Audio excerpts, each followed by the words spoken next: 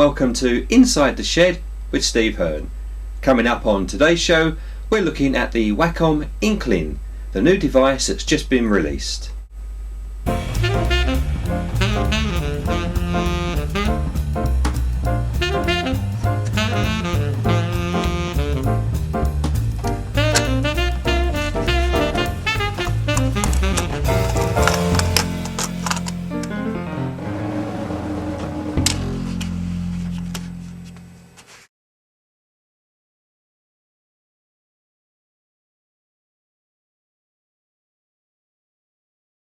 So the Wacom Inkling, there's the base unit that contains the receiver, some spare cartridges, and also the middle section here where it folds is where the pen is stored. Here's the pen, and the pen just pops into that center section and it goes in one way, and you just click it and it holds the pen in. It closes into one unit. So that is basically the Wacom Inkling. There's a USB cable that connects to the computer.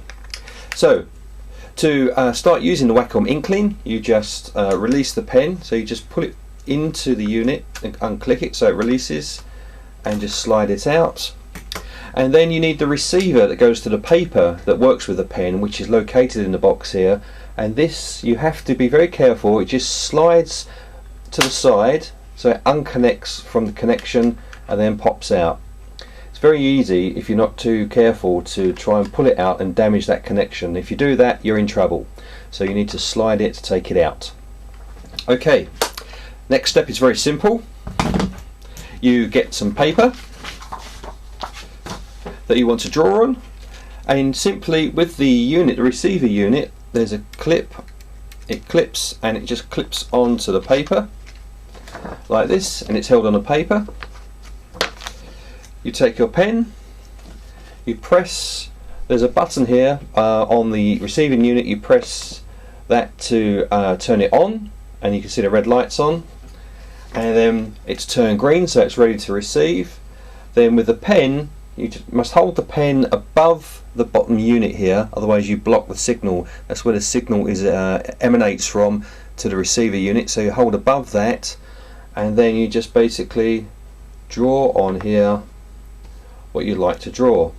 Now what you'll see hopefully is as you start to draw, another green light comes on, and that indicates that that line has been received and now been stored. So you can sketch and draw whatever you want. Okay, on to the next step.